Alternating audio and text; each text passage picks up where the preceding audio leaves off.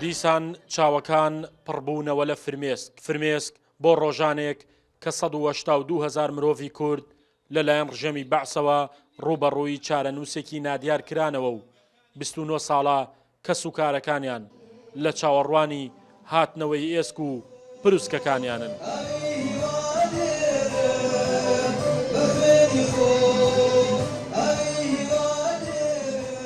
ئێرە گۆڕستانی ئەنفالکراوەکانی گەرمیانە لە گوندی دێبنەی گەرمیان.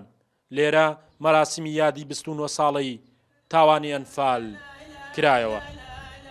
لە مەراسیمەکەدا وتاری هەرێک لە حکوومەتی هەرێمی کوردستان و ئیدارەی گەرمیان و کە سوکاری ئەنفالکراوەکان خوێندرایەوە. لە وتاری حکوومەتدا وێڕای باسکردن لە ئازار و ناخۆشەکانی کە سوکاری ئەنفالکراوەکان هەروەها جەخت لەسەر خزمەتکردنی بەردەوامیان کرایەوە کە سوکاری ئەنفالکراوەکانیش وەک ساڵانی ڕابردوو دیسان چەند داواکارێکیان ئاراستەی حکوومەتی عێراقی و حکوومەتی هەرێمی کوردستان کرد. داواکاری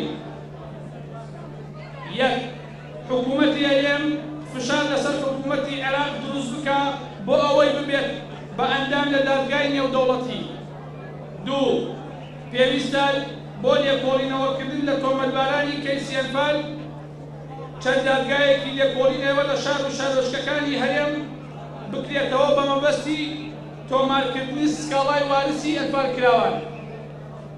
سێ داواکاری لە حکوومەتی هەرێم لۆبیەک لە ئاستی نێودەوڵەتیدا دروست بکات بۆ بە جینۆساید ناساندنی تاوانی کەیسەکانی ئەنفال و کیمیاباران و بارزانیەکان و کوردەفەینەکان. چوار پێویستە وەزارەتی کاروباری شەیدان و ئەنفالکراوان هەستێت بە وەرگرتنی سەمپڵی خوێن بۆ فەحسی DNA بە دیکۆمێنتکردنی وتەی شایەت حاڵەکانی تاوانی ئەنفال و ئەو کێرەستانەی لە دوای ئازیزانمان بەجێماوە.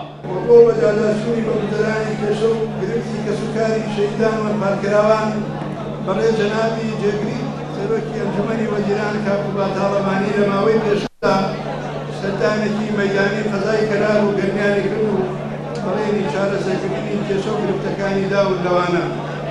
یەکەم مانگانە من حەی لە سوکاری سەربەری شەیدان و جینۆسایدکراوان و زیندانیانی سیاسی لە کاتی خۆیدا بدرێت و کەوتۆتە بواری جێبەجێکردنەوە. دووەم بڕیاری دابینکردنی زەوی بۆ ئەوانەی هەتا ئێستا سوودمەند نەبوون لە وەرگرتنی زەوی لە کەسوکاری شەیدان و ئەنفالکراوان و زیندانیانی سیاسی. سێیەم لێخۆشبوون لەو کەسانەی کە بێ شەیدبوونیان سوکمەی جاجیان بەناوە بوون. چوارەم تاقۆکردنی ئەو خانوانەی کە بێ شەیدبوونیان خانووی حکوومەت بوون بەبێ بەرامبەر بۆیان تاقۆ بکرێت. پێنجەم نۆژەنکردنەوەی مۆنۆمێنتی ئەنفال لە ناحیە ڕزگاری. لە هەوڵی تەواوداین بۆ بڕینەوەی من حەی مانگانە بۆ زیندانانی ئەنفالکراوان بۆ سەرجەم زیندانانی سیاسی تر کە تا ئێستا منحەکانیان بۆ دابین نەکراوە.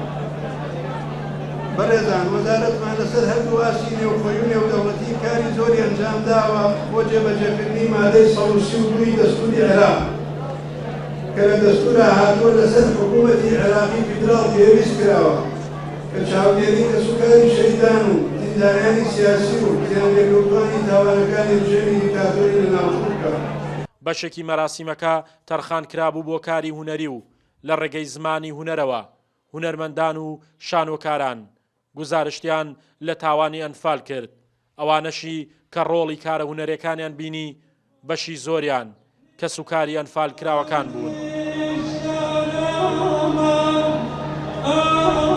کۆتا بڕگەی مەراسیمی 29 ساڵەی تاوانی ئەنفال دانانی تاجەگوڵینەی کەسایەتە سیاسیەکان و بەرپرسانی باڵای حکوومەت و پارلەمانی عێراق و هەرێمی کوردستان و کە سوکاری شەیدان و ئەنفال کراوەکان بوو. لە ناو تاجەگوڵینەکانیشدا تاجەگوڵینەی سەرۆک مام جەلال دانرا. شاخەوان محەممەد، کورسات نیوز، گەرمیان. دروستکەری